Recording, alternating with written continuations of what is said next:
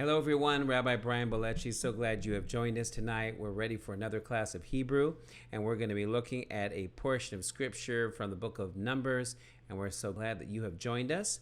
And if you want to be a part of this family, just let us know that you want to be a part of all these video recordings. Also, you can join us on YouTube and even Facebook if you're ready to go live right now. If you're out there and you're watching, let us know your questions and your comments, thoughts, and concerns, and we're going to jump right into a portion of the book of Numbers. And so I'm so glad to be your Hebrew teacher tonight. Again, my name is Rabbi Bileci. I'm so glad that you have joined us, and we're going to jump right into a portion called Parashat Pinchas, and Pinchas comes from the book of Bamidbar in Hebrew, that's the book of Numbers, and we have chapter 25 verse 10 all the way to chapter 30 verse 1. Again, Parashat Pinchas, or what many would call Phineas, and so this is dealing with a high priest by the name of Phineas, and we're going to learn about him tonight. Let's jump in and look at a little bit of Hebrew, starting with the letter Aleph. And we know that the pictograph is an ox head, and we write from right to left. We also have the letter Beit, and these are the two letters that we create the word Aleph Beit or alphabet from. And the ABCs would be the Aleph Beit and the Gimel.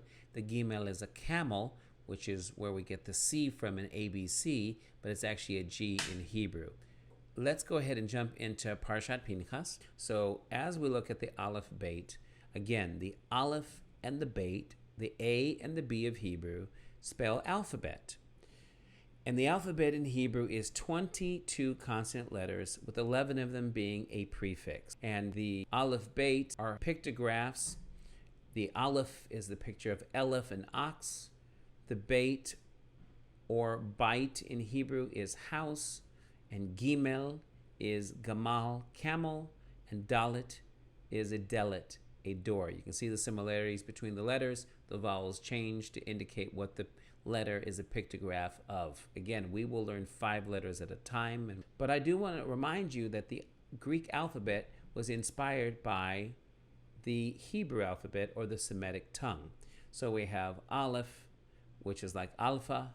We have Beit, which is like Beta, or modern Greek Vita. Gimel, which is like Gamma. We have the Dalet, which is Delta, and you can even see Hey, if you drop the H, is where we get the E for Ypsilon, what some would call Epsilon. It's actually pronounced in modern Greek as Ypsilon. So when we use the Nikkud vocalization, we use dots and dashes underneath the letter to indicate what the vowels will be. And our vowels are our traditional A, E, I, O, and U, but are pronounced A, E, I, O, U. Now, when we actually read Hebrew, many times in the Torah scroll, we don't have the vowel points or Nikkud vocalization, but we have vowel indicators. So these 5 letters will be crucial for learning the Hebrew. The Aleph can have multiple sounds like Ein. The Hey can have at least the A and the S sound of the A and E vowel. Vav is used with a special dot above or on the side for an O and a U. And then the letter Yud can be combined with other sounds that precede it, or can be an I vowel. So we have the Aleph, the Hey, the Vav, the Yud, and the Ein hold the place of a vowel or indicate the presence of a vowel. So those will be evident in words like Ima, mother or mommy, Sarah, Sarah, Shalom, which is peace or wholeness, Shmi, which means my name is, from Shem and Ani, and Ein, which is a letter, but it's also a picture of an eye, and can be even translated fountain. And we will use a Nikkud vocalization with the consonant letter, one of the 22 consonant letters, represented by the C, and then a vowel for the Nikkud vocalization, represented by a V, and we're either going to have an open syllable, C plus V, or closed syllable, C plus V plus C, with a closing consonant letter. So let's go ahead and start with 5 letters at a time. You ready? 1, 2, 3. Aleph, Beit, Gimel, Dalet, Hey.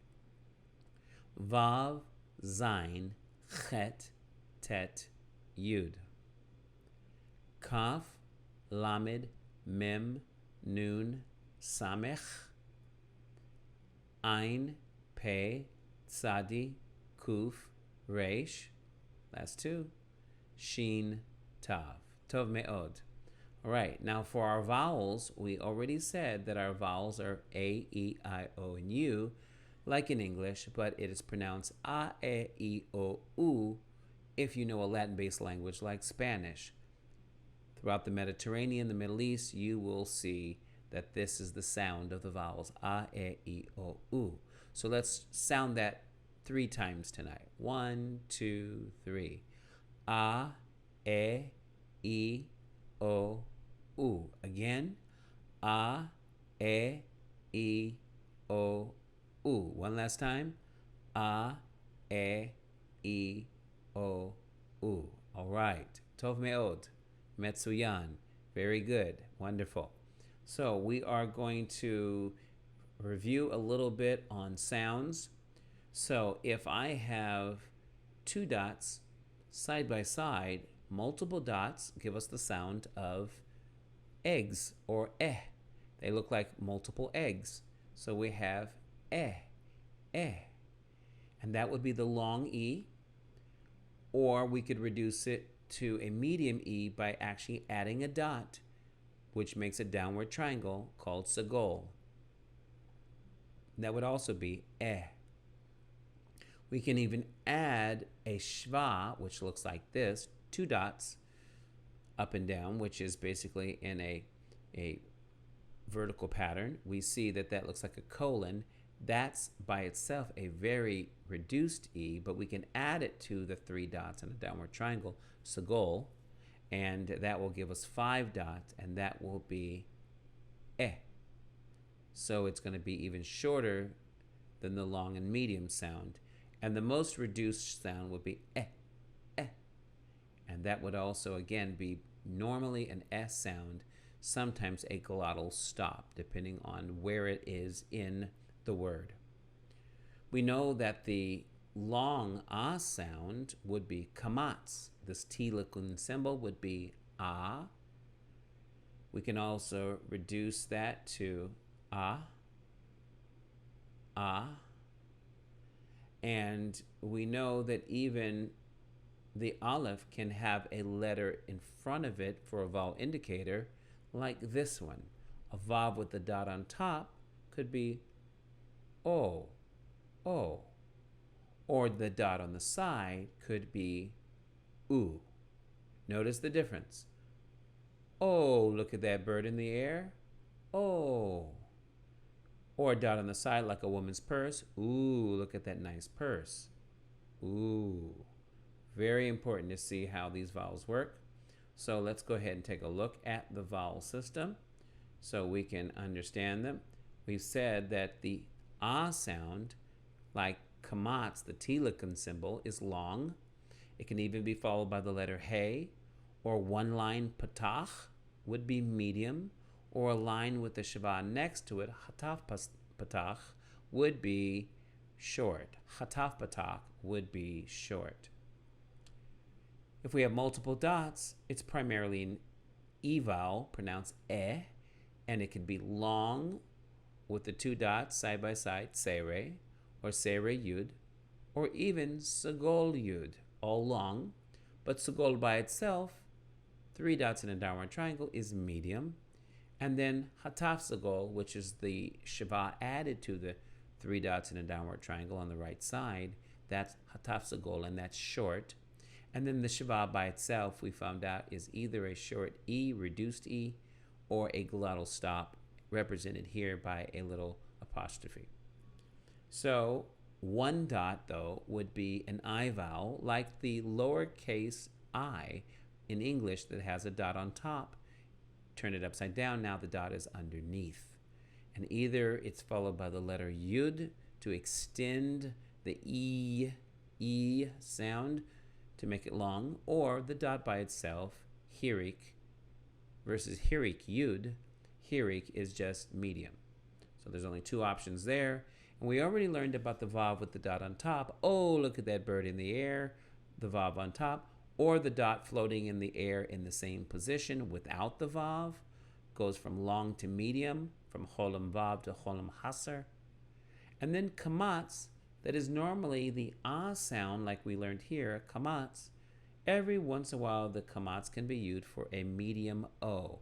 Kamatz chatuf is its name. Kamatz chatuf. And then we have kamatz that is called chataf kamatz, which is only a short O sound. It's only a short O sound if the kamatz has two dots on the right that you know looks like the shva. So the last option would be two options for the U or U sound. The dot on the side of the vav looks like a woman's purse on her side. So we say, ooh, look at that nice purse. That is called shuruk. And then kubutz, which is three dots in a 45-degree angle. And even though it's dots, and we say multiple dots are an E vowel, only in this pattern is it a medium U. U. So it is called kubutz if it's three dots on a 45-degree angle underneath the letter. Now remember, we look for the vowel underneath, and if it's not underneath, we would assume it's on the right. So in this case, our formula C plus V equals open syllable would be starting with the letter sheen and a kamatz underneath it, and that would give us sha. Sha. Shalom starts with sha. In yellow, we have the open syllable. And then we close the second syllable with a closing consonant to make lom. Lom. Shalom. Shalom. So we have the lamed, the cholam vav, and the Mem Sofit. Now you say, what's Mem Sofit? Well, out of 22 Hebrew letters, 5 of them can have a different look at the end of the word. For instance, Khaf, backward looking C, with a dot in the center called a dagesh, gives us a strong K sound. Remove the dagesh, and that backward looking C actually is Khaf, and it's Feh Sofit, which looks like an elongated dalet at the end of a word. Mem would become Mem Sofit. Nun would become Nun Sofit. Pheh, which we'll talk about tonight, without the dagesh is Pheh, PH versus P, or F if you're Israeli, because they don't like to waste letters, so they rather use the F for the Pheh. And then Feh Sofit elongates that bottom horizontal line of the letter Pheh. And Tzaddi, the same thing. The horizontal line goes down into the ground to make Tzaddi become Tzaddi Sofit. Right, so that makes up our vowel system. And again, we have the A, E, I, O, U. From A, E, I, O, and U is A, E, O, U. And all we have to do is put the appropriate sound to match the letter. In this case, Aleph is silent. It can take multiple sounds as a vowel indicator. So then when we change from the S sound to a A sound, we know that basically this letter Aleph can take multiple sounds. It can even be an O, because just the dot on top would give us the O sound, or the dot on the side would give us the U sound. All right, so now we know how this works. Well, we could actually say, as a greeting to many of you, we can say shalom, which can be peace or wholeness, and as a greeting for hello. Or if you're Israeli, you might hear more shalom, shalom, because it's a tradition from Isaiah 26:3 to declare perfect peace or an abundance of peace, a double portion of peace on those that you greet. And if you're in India like Joseph is, we say Boker Tov, Joseph, good to have you with us. But for Renee, who's part of our synagogue, we would say Erev Tov, good evening, because it's evening time here in California. And when we finish tonight, we will say Laila Tov to everyone. All right, so we just had the celebration or the fast of the 17th of Tammuz, which is a memorial of Moses breaking the tablets of the Ten Commandments, roughly 1313 BCE, before Common Era, or BC if you're following Christian dating of before Christ or before the Messiah. And then also the same day in Jewish history that the temple service was disrupted, the walls were breached. Also, the Roman conquest of Jerusalem happened in 69 CE. And then the Roman general Epontimus burned the Torah and placed an idol in the Holy Temple. This is all basically before the destruction of the temple in 70 AD. So we see that this is significant, that on the 17th Tammuz, all these tragedies, at least 5 of them happened. The temples were destroyed. There's a breach. There's a lot of a tragedy for the Jewish people. So they always remember this day with a fast. And so today we're going to look at the portion of this week, which is Pinchas. And here we have Numbers 25:10. It says, "Then Adonai spoke to Moses, saying, Phinehas, or Pinchas, son of Eleazar, son of Aharon, or Aaron the Cohen, the priest, has turned away my anger from Bnei Israel because he was very zealous for me among them, so that I did not put an end to Bnei Israel in my zeal." The root for zealous here is kana. Kana. It is the letter Kuf. It is Nun and He. And so you have kana, which means to either be zealous or even jealous. It's interesting, Spanish, to be celoso sounds like to be zealous, celoso, but it means to be jealous. So you can see how jealous and zealous came from the same word, but the Hebrew is kana. And it could be the zeal of God, or it can be the zeal of man for God, or even the zeal of man could also be jealousy of man for his wife, if he feels that she is with another man.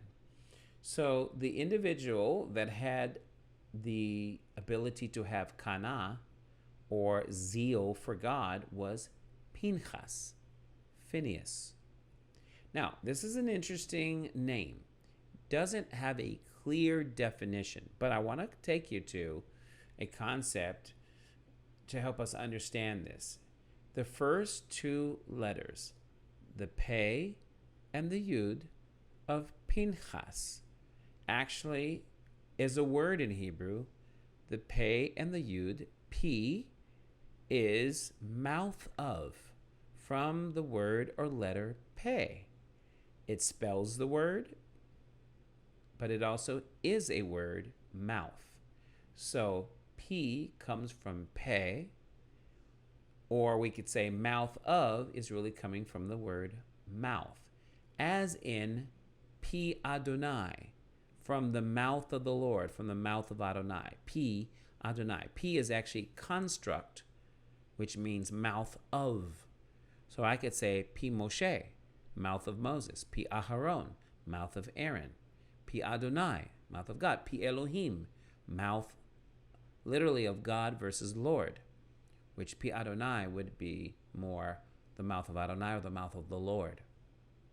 That would be capital L, capital O, capital R, capital D in English, because it represents the tetragrammaton. But Adonai by itself is actually a plural form of Lord or Master. So here we have P Adonai, and you have here P coming from Pheh. And so the first part of Pinchas is believed by some to refer to a mouth of brass. So interesting. The word that is attached to it, some would say nachas. Nachas means brass or even snake. Now, one of the confusions on this is based upon Nachash Nechoshet. Nachash Nechoshet, the bronze serpent. You can see the root letters for Nachash are the same root letters for brass or bronze. Nechoshet. It has a tav at the end, but the nun, chet, and shin are the letters that are the root letters for Nachash, bronze, serpent, and Nechoshet, bronze. So possibly what you have is Pinchas. It could refer to the mouth of this word that is translated sometimes as, bronze, brass, or a snake. But I hardly imagine that Pinchas, a son of Levi, or a descendant of Levi, a son of Aaron, the grandson of Aaron, Eleazar's son, I can't imagine his name meaning the mouth of a serpent. Now, it could be that the word brass refers to judgment. So maybe the mouth of the high priest is the mouth of judgment. It's possible. But there's another thing that I found in the modern usage of this word in Hebrew and in Yiddish. And we have the word nachas. And they say nachas means a feeling of unbridled gratification. It comes from the Hebrew word nachat, and is one of the few words that has successfully crossed over into modern day, secular Jewish parlance from the rapidly dying language of Yiddish. So, nachas. So, the interesting thing is, we know the mouth is speaking something, whether it's speaking judgment or unbridled gratitude. I think the mouth of the high priest could probably speak both. Because as a teacher of Israel, his mouth is to teach the Torah, but to pronounce life and death, judgment and reward, and also the idea of blessing and cursing. So it is possible that it could imply all of this, that the mouth of Pinchas would be one that brought judgment, which exactly in the story, judgment does fall on those that are disobedient to the Torah. And so Zimri and Cosby get a little mouth of judgment against them. So it is possible that's what this means. Now, I want to further go back to the idea of Pi Adonai, or P coming from Pheh, and remind ourselves that we talked about previously that Pheh is a Hebrew letter, but it's a pictograph of a mouth. And this is all on our face. Our mouth is a part of our face, just like Ein is a letter that is the eye of the face. Just like Aleph is the face of an ox, or the head of an ox. Or even the letter Resh, which is more the head of a man. Resh. Or maybe the back of the head, which some would translate as a monkey. How about the teeth that are in the mouth that devour or eat, just like fire can devour or eat? Our God is a consuming fire, the letter Shin. Or like the hand of God, the letter Yud. Notice all these body parts that we have that are Hebrew letters. It reminds me of sign language that uses hands and uses the body to be able to communicate. So maybe language was very similar to like a form of speaking with these body parts, is body language. This ability to communicate through very simple means of communication. And one of the greatest tools we have is our bodies. So imagine even looking at someone's body language, whether they're happy, whether they're sad, whether they're frustrated. Imagine man using these basic images of the face and the hands as symbols or pictographs of things happening in action, because Hebrew is a dynamic language which is always active. Just like the Bible tells us, in him we live and move and have our being. Our faith is active. It cannot be dead, because faith without corresponding action or works is dead. And the faith of the Jewish people is always alive and active and moving, which is why it requires obedience. So we talked about nouns, how nouns can be masculine, zachar, feminine, nekava, singular, yachid. Now yachid sounds like echad. Echad. Yachid. See, very similar. Instead is the yud in front, but the chet and the dalet of achad, we see a very similar form or structure for yachid, which means to be one or singular. And plural would be rabim. Rabim. All right, so these are the ways we define nouns in Hebrew. And I want to show you some of the nouns that we learn when we look at the Begad Kefat letters. And that is a list of words that usually have a special rule for 6 letters. The letter Beit, Gimel, Dalet, Khaf, Pheh or Pheh, and Tav. So in this case, the letter Beit will be our first one. We said Beit means house of. And it's going to give us a strong B sound with the Dagesh. The same with Gimel. It's going to give us the strong G for Gimel. And Dalet would be a strong D for David. Notice the second Dalet does not have a Dagesh or a dot, so the softer D is at the end, David, not David. David, it's David. And then we have Kelev, strong K sound for dog, like the name Kalev, which is a name that represents dog-like faith.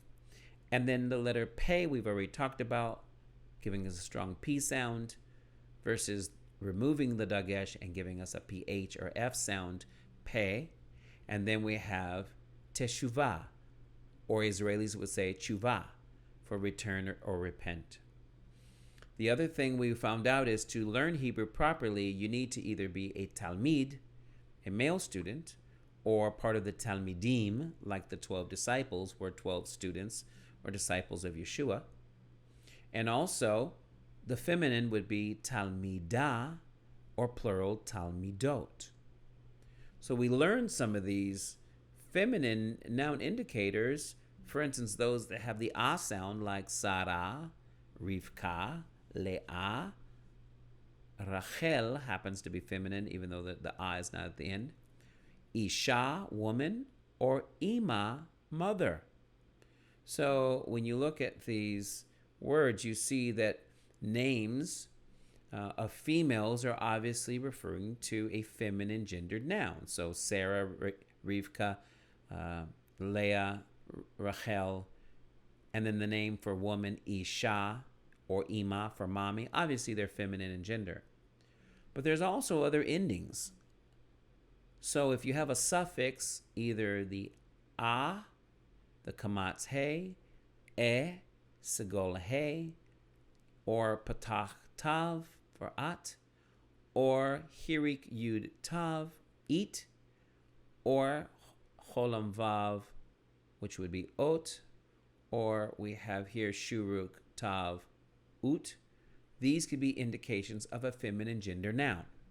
So Sarah obviously is a woman, but it also has the kamatz he, a at the end. Sarah, feminine. Rivka, feminine. Leah, feminine. But how about here the word English, anglit? See the hirik yud tav at the suffix? Eat is always the ending for a language. So Ivrit, Anglit, Sephardit, on down the line. So we have Anglit is English, coming from the Anglo-Saxons, or like the prefix for English or England, Anglit. Or how about the patach tav of bat, daughter, patach tav. So patach and tav at the end of a word, like bat, would be daughter, feminine. And then we have here the shuruk tav for ut, malchut, kingdom of. Another thing that's feminine is names of countries or cities are all feminine. Bodies of people, feminine. Eretz, feminine. Land or earth. Mitzrayim, Egypt, a country, feminine. Canaan, Canaan, feminine. Hebron or Chevron, feminine. The word for city, Ir, feminine. So all names and cities or land is referring to a feminine gendered noun. So just keep that in mind. If it's a name of a country or a city, it's a feminine word. So usually you will use the appropriate feminine adjective to be able to describe what kind of city or land it is. We also looked at, in previous weeks, we looked at parts of the body. Parts of the body, especially those that are paired, are feminine. Like, even though yad feels like it should be masculine, yad is feminine. The only thing is, because they're paired, we're going to pair it with a masculine ending. So it's strange, but you have to learn this. It becomes yadayim. Yadayim. I, which is ein, like the Hebrew letter, that's a pictograph of an I, it would be einaim. Ozen, ear, would be oznaim. Notice the aim at the end. Oznaim. Reminds me of Yerushalayim. Regel, which is foot, would be raglaim. And then the letter shin, which is a picture of a shen, becomes shinaim. Shinaim. So when you talk about Pinchas, yes, there seems to be a connection between this word nachas, which many translate as brass or think of it as a snake, to possibly being more like the Yiddish term that we found out refers to possibly a feeling of unbridled gratification, nachas. But the name Pinchas comes from P, which is from Pheh, mouth. So his mouth would not only teach the Torah, but would declare judgment, like brass, or even blessing or gratitude, like praise, just like the mouth of God, P Adonai. And this Pinchas is a Kohen. A Kohen. He's part of the Kohanim. Kohanim. Ultimately, all of Israel was meant to be a kingdom of priests, which is Mamlechet Kohanim. Mamlechet. Now, Mamlechet, you can see the root letters Mem, Lamed, and Khaf, and we have the letters that spell king. So, kingdom of is Mamlechet. Mamlechet. There's a mem in front of the root from king. Mamlechet. Kohanim. Kingdom of priests. That's what Israel was called, as well as being called Goy Kadosh, a holy nation. Now, Pinchas was going to be the one who represented the priest for the nation, even though God originally wanted all of Israel to be a kingdom of priests. So, this is because Israel is Am Segulah, the chosen people, a special treasure. So God calls them Goy Kadosh. So what is Am Segulah? Am is people. Segulah, that should say chosen people. Am Segulah is a special treasure or chosen people. Goy Kadosh, Goy is a nation, and Kadosh means holy. Goy Kadosh. Mamlechet Kohanim comes from Kohanim, which is plural for Kohen. Kohen, like the name Cohen. So, let's see if we can open up the floor for some questions. We said we get our versions from Bible Gateway. Blue Letter is our favorite place to check out the Hebrew. And let's go ahead and see if we can jump into looking at Blue Letter directly for this portion. All right, so here we have Pinchas here. Pinchas. Notice the root letters are a little different from Nachash. But if we go to the word, we actually see that Pinchas is from Pheh, mouth. They claim it's also a variation of Nachash. So they're calling it a mouth of brass. But if we look up Nachash, you see it can also be translated serpent or snake. And they're very clear that the serpent or the snake goes all the way back to Genesis. It's a symbol of sin, just like the serpent that was lifted up. Yeshua became like a serpent on a pole, lifted up. He became sin for us, that we could become the righteousness of God in him. So here we have Pinchas, but the letters are not Nun, Chet, Shin. They're Nun, Chet, Samech. So it possibly means something different. Maybe a mouth of gratitude. So if we see here Kohen, we see the word for priest. And then also we have the idea of kana. So we have here kana. Look what it says. To be envious, to be jealous, to be envious, zealous. To excite, jealous, anger. So the text, if we go back, let's go to, we'll start with the Hebrew here in verse 10. Vadaber Adonai El Moshe Lemor. Try that with me.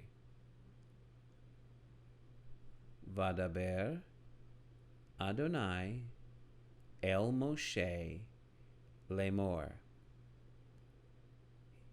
Adonai spoke or said to Moses, saying. So now the next verse we see, it says here, the first word is Pinchas. Who is he? He is Ben Elazar. Or here we have a medium vowel here, a sagol.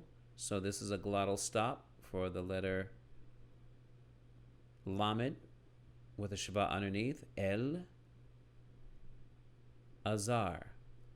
Elazar. Elazar comes from Ezer, meaning helper. So Elazar means God is my helper. He is Ben Aharon, son of Aaron. He is Ha-Kohen, the priest. What does he do? Heshiv et Hamiti. Heshiv means he turns away, like Teshuvah, he turns away my wrath, my heat. Cham is hot. Hamiti means heat, anger, or wrath. Me'al, which is from, me-al, on, from on, B'nai Israel. B'nai is sons of, Israel is Israel. Then it says, Be Kano. Be means in, Kano, his zeal. So in his zeal, or literally translated, he was zealous. In his zeal, et kinati. What is et kinati? Et is not translated, but it's a direct object indicator for my zeal. So in his zeal, for my zeal. What was God's zeal? God was going to destroy these two disobedient people, Cosbi and Zimri, but instead, Pinchas does the job. So for my zeal, so he's zealous for my zeal, and it says here, Betocham velo chiliti et bnei Israel bekinati. So here it's translated here, so that I did not consume the children of Israel in my zeal. Literally among them. So God is basically saying that this zeal that Pinchas had, or Phineas had, was a godly zeal for God's zeal, which is why he was judged. Even though some of the rabbis questioned whether any of us should be that zealous to take out people's lives, we have to realize a plague was coming. So they had to be zealous. He had to be zealous for God. All right, so let's go ahead and see if any of our Zoom family with us tonight have a question. Rabbi, the letter bait, it is used usually as the prefix as in, like Yes. Genesis 1:1, in the beginning. Can it also be used as when? Like, can I say, when God created the heavens and the earth? I thought it makes more sense than in the beginning, which gives rise to a lot of theories in that. Okay, so there are many ways to translate things in English, but you have to realize that it would probably be easier to say at the beginning than in the beginning. Because really beginning is not beginning, it's first. At first, God created the heavens and then the earth. Because the New Testament tells us all those things that are visible were created by the invisible. So that's probably what's happening in the text. At first, God created the heavens and then the earth. Thank you. Yeah, so because there's a different, there's different words for everything. So even though it might make some sense, knowing that at or in, it's kind of like a preposition giving you kind of a position here, a preposition. It's positioning the timing, the scenery, what's happening at that time. So in this case, it's in my zeal. They're never going to translate it in my zeal. Or in his zeal, I should say. Bekano. They're never going to translate it like that because it seems too wordy, too woody of a translation. But it's kind of like how you do a word-for-word translation, and you have to make sense of it. Sometimes we rewrite it, but we don't want to rewrite it so much that we change the essence of the meaning. Yes, and the word kana you were talking about, usually jealous has a negative connotation in English. But in Ivrit, is it positive, kana, here? Like Hebrew and many other words in Hebrew, it can have a dual reference. So you can have the fear of God and the fear of man. Fear of man is negative. Fear of God is positive. You can have the fear of heaven, the yoke of heaven. A yoke of man is very cruel, but the yoke of God, his yoke is easy and his burden is light. So many words in Hebrew, it's not about the form, it's the function that matters. What function do these words have? They're based on context. Context gives you the functionality of a word that could be used positive or in negative. There's many words like that in Hebrew. All right. Well, it looks like we have a good flow and understanding of this text. Let's go ahead and go back for a second. Let's see if we can show one other thing here in the text. This word zealous, in English, it could be zealous or jealous, and you can see the similarity in the words. Take the Z, change it to a J, it's the same exact word. We use jealous when it's negative. We use zealous when it's more positive. But God says, I'm a zealous God.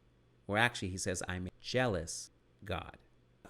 It's important for us to understand the zeal of God because the Bible says the zeal of God will perform whatever God has promised in his word. So all prophecy is waiting for the zeal of God to perform it. And when God sees a zeal from his people, many times what God has spoken in prophecy comes to pass when we have a zeal for God, like he has a zeal for us. And I want to encourage you to be zealous for the things of God. I want you to be encouraged that even though sometimes you feel like you're not as powerful, you're not as anointed, you feel like you're not as knowledgeable, you feel like you don't have the means or the timing or the situation that best suits you doing what God has commanded you to do or for things that he's promised to come to pass. I'm going to encourage you to not lose your zeal for God. Don't allow the pandemic, don't allow the panic, don't allow the political unrest, don't allow the racial tension in the world, don't allow the anti-Semitism of the world to diverge your faith in God from having a full zeal for God. I'm going to encourage you to stay zealous for the things of God so that you can walk in his divine purpose and in his plan to fulfill it, because the zeal of the Lord will perform it. You might not have to slay someone who's being disobedient, like the slaying of Cosby and Zimri that is found in our text of the Torah, but you may be able to be zealous for the things of God, especially your reading of his word, your worship, your prayer time, your sharing of your faith, and even like those that are watching tonight, your study of scripture. So we have Vikas, who's also here from India watching. Vikas, we've got a fellow Indian on watching with you, and he's on our Zoom audience, and that was Joseph asking questions tonight. We have Nadiva from the synagogue. Nadiva, thank you for watching. And Mary Lou, faithful to our synagogue also, and also watching. And just grateful that many of you could watch. If you have questions, always feel free to ask questions. But if not, we're going to close out with our wonderful idea of being zealous for God during this season. All right, so let's go ahead and do the Aharonic benediction. Stretch your hands for the blessing. Yivarechecha Adonai v'yishmerecha, Ya'er Adonai panav elecha v'nihuneka, Yisa Adonai v'lecha, v'asem lecha shalom. May the Lord bless you and keep you. May the Lord shine his face upon you, be gracious to you. May the Lord lift up his countenance upon you and give you perfect peace, and Sar Shalom, the Prince of Peace. In the name of Yeshua the Messiah we pray. B'Shem Yeshua. Amen. All right, guys. God bless you. Laila Tov, everyone. Laila Tov, Joseph, Vikas, Nadiva, Mary Lou, Renee, those watching. God bless you. See you next week.